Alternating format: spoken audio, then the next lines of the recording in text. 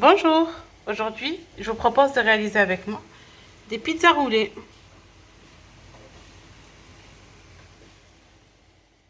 On va réaliser la pâte à pizza super simple et sans pétrissage. Donc je vous mets en descriptif de la vidéo toutes les pesées avec le poids de chaque ingrédient. Donc là on va mettre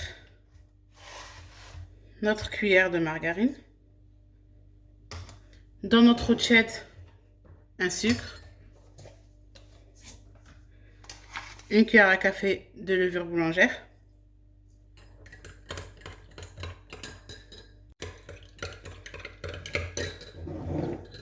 je vais venir mettre sur le côté un peu de sel, l'équivalent à peu près d'une cuillère à café. On va venir le recouvrir un peu. Je forme un puits.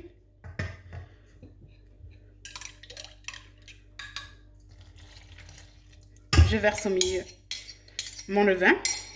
Et là, tout simplement, je vais mélanger avec ma cuillère en bois. Tout simplement. J'essaye d'écraser un peu la margarine pour qu'elle se mélange bien.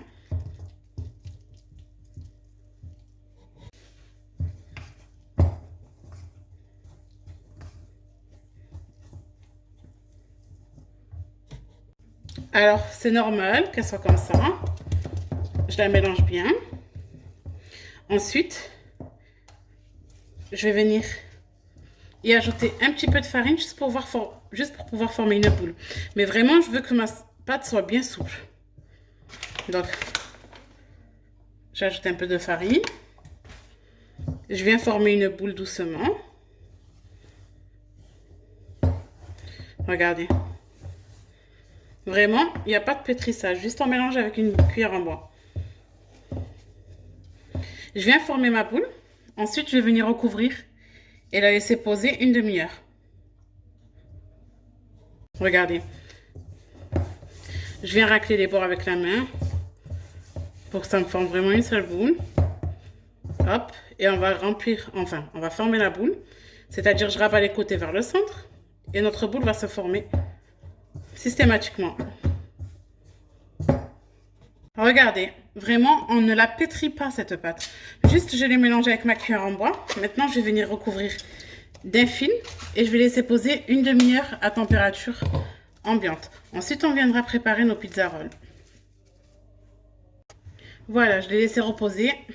Elle a un peu gonflé, elle gonfle pas énormément, hein, c'est pas non plus une pâte à pain ou à brioche.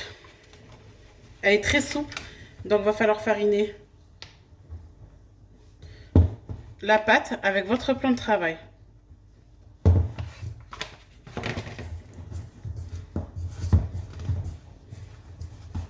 Faites comme moi. Délicatement, vous la farinez pour former une boule. Et on va venir la poser sur notre plan de travail. Voilà. Alors, pour la travailler, moi, je vais la travailler avec de la semoule parce que ça va lui rajouter du croustillant.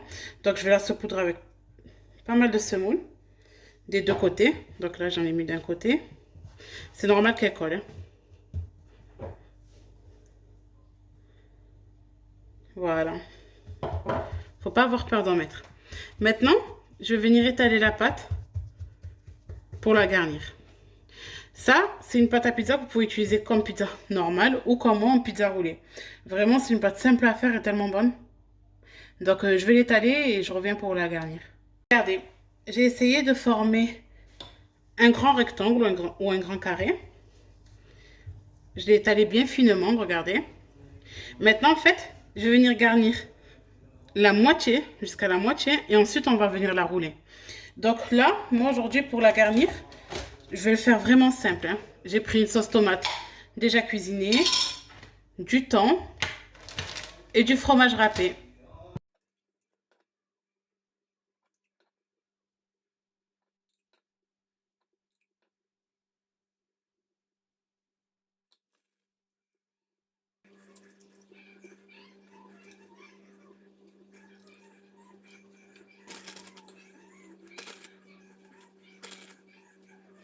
Vous pouvez voir, je l'ai garni et j'ai laissé vraiment une dernière bande pour pouvoir le rouler deux fois afin de finir. Maintenant, délicatement comme je fais, vous allez rouler pizza. Vraiment, il faut y aller délicatement car la pâte est plutôt souple. Donc on y va délicatement. Je rabats sur les bords, sur les côtés, comme ça. Et là, je vais la rouler délicatement. Après, si vous voyez que ça colle, n'hésitez pas à fariner. Vraiment, il ne faut pas avoir peur de fariner la pâte parce que ça reste une pizza quand même.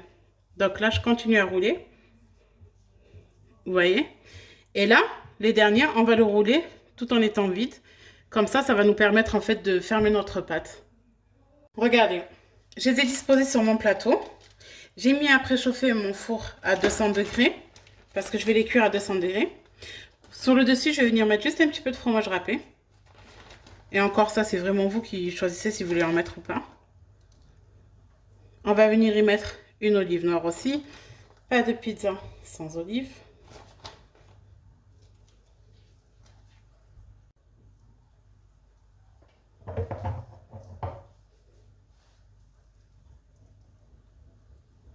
Comme vous avez pu voir, je l'ai laissé poser qu'une seule fois.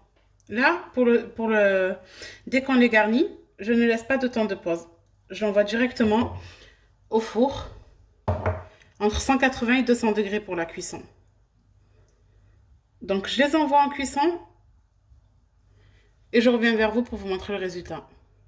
Voilà, je viens de les sortir du four. Regardez, sur le côté, ça forme notre petit escargot. Regardez, ils sont croustillants, ils sont moelleux. Comme quoi, on n'a pas besoin de travailler une pâte des heures au robot ou à la main pour obtenir un beau résultat. Donc, j'espère que ma recette vous a plu. N'hésitez pas à vous abonner à ma chaîne YouTube et à aimer ma vidéo.